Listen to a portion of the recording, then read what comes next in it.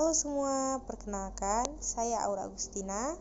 Dan saya Andrian Maulana. Kami dari Fakultas Perikanan Universitas Abulia Tama Aceh. Pada video kali ini, kami akan membahas tentang filter vegetasi.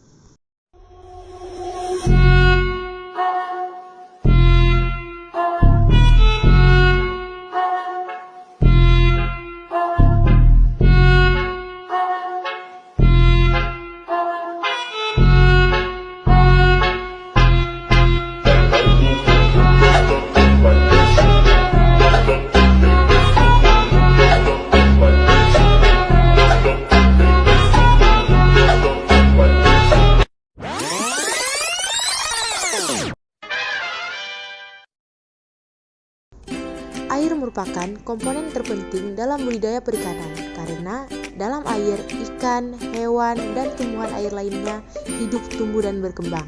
Permasalahan yang sering dihadapi dalam budidaya ikan antara lain kualitas air, menumpuknya feses, sisa pakan, dan buangan metabolit dapat menyebabkan menurunnya kualitas air pemeliharaan, yang berakibat pada tingginya kadar amonia selama masa pemeliharaan. Amonia yang tinggi dapat mengakibatkan keracunan, kekurangan oksigen, mempercepat pertumbuhan penyakit, serta dapat menghambat pertumbuhan ikan. Permasalahan ini dapat diatasi dengan penambahan filter vegetasi untuk menyaring air dengan tujuan memperbaiki kualitas air agar air dapat digunakan kembali. Filter vegetasi adalah filter yang menggunakan tanaman air untuk menghilangkan kontaminan dalam air kolam, Terutama dari golongan senyawa nitrogen seperti amonia. Seperti kita ketahui, tanaman memerlukan unsur hara tertentu agar dapat tumbuh dan berkembang. Di antaranya yaitu nitrogen, fosfor, kalium, dan lain sebagainya. Tanaman air yang dapat digunakan dalam sistem filter vegetasi seperti eceng gondok, kiambang atau apu-apu, teratai, dan lain sebagainya. Eceng gondok mempunyai kemampuan berkembang biak dengan cepat dan mempunyai kemampuan menyerap unsur hara, senyawa organik, dan unsur kimia lain dari air limbah dalam jumlah yang besar.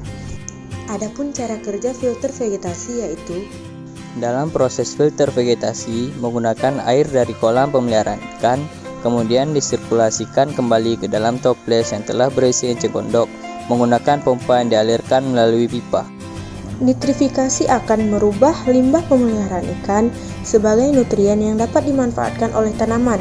Adapun proses nitrifikasi yang terjadi yaitu amonia ataupun NH2 yang dihasilkan dari sisa pakan, feses, urin, dan buangan metabolit akan diuraikan oleh bakteri Nitrosomonas dengan bantuan oksigen menjadi nitrit ataupun NO2. Selanjutnya akan terjadi proses nitrasi yaitu pengubahan nitrit menjadi nitrat dengan bantuan bakteri Nitrobacter dan oksigen. Nitrat ataupun NO3 inilah yang digunakan oleh tumbuhan untuk membantu proses fotosintesis dan pertumbuhan tanaman tersebut. Alat dan bahan yang digunakan yaitu toples bulat, toples persegi panjang sebagai wadah filtrasi, pompa untuk menarik atau memompa air dari dasar kolam, pipa untuk mengalirkan air yang telah ditarik oleh pompa, kayu sebagai alas penempatan wadah filtrasi, saringan untuk mengambil kotoran yang ada dalam kolam ataupun memudahkan pengambilan ikan pada saat sampling, timbangan untuk menimbang berat ikan, roll ataupun meteran untuk mengukur panjang ikan, dan pot bunga untuk menempatkan bunga. Selanjutnya bahan yang digunakan yaitu ikan nila berukuran 3 cm, eceng gondok, pakan, dan bunga. Lalu bagaimana prosedur kerjanya? Metode kerja yang pertama yaitu persiapan wadah. Pemeliharaan ikan dengan teknologi filter vegetasi ini dimulai dengan persiapan kolam dan pemasangan wadah filtrasi sebagai tempat tanaman air eceng gondok tumbuh.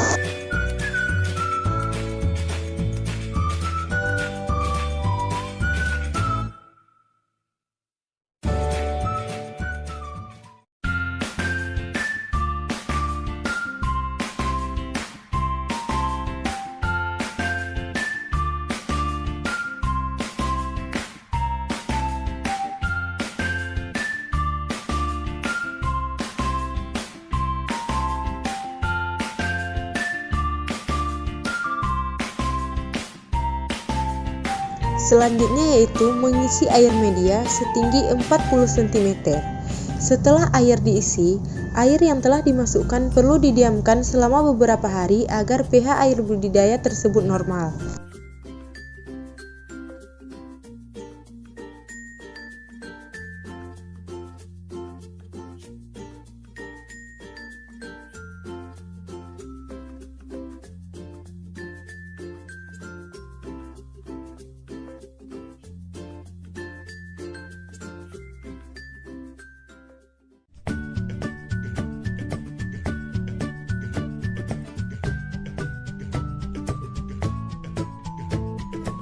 Langkah berikutnya yaitu penebaran benih.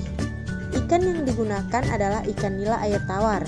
Sebelum memasukkan ikan ke dalam media budidaya, aklimatisasi perlu dilakukan untuk penyesuaian terhadap lingkungan pemeliharaan. Setelah diaklimatisasi dan ikan dimasukkan ke dalam wadah pemeliharaan sesuai dengan perlakuan. Selanjutnya yaitu pemeliharaan ikan. Pemeliharaan ikan dilakukan selama 1 bulan, dan selama masa pemeliharaan dilakukan pengelolaan kualitas air menggunakan filter vegetasi, pemberian pakan, dan pengambilan sampel ikan. Selanjutnya pemberian pakan. Pemberian pakan dilakukan secara station atau sekenyang-kenyangnya sebanyak 2 kali sehari, yaitu pada pagi dan sore hari. Pakan yang diberikan merupakan pelet, dan ukuran pakan yang diberikan sesuai dengan mulut ikan. Selanjutnya yaitu parameter uji. Parameter yang diuji meliputi parameter biologi yang terdiri dari derajat kelangsungan hidup atau SR. Derajat kelangsungan hidup atau SR adalah perbandingan jumlah ikan yang hidup sampai akhir pemeliharaan dengan jumlah ikan pada awal pemeliharaan.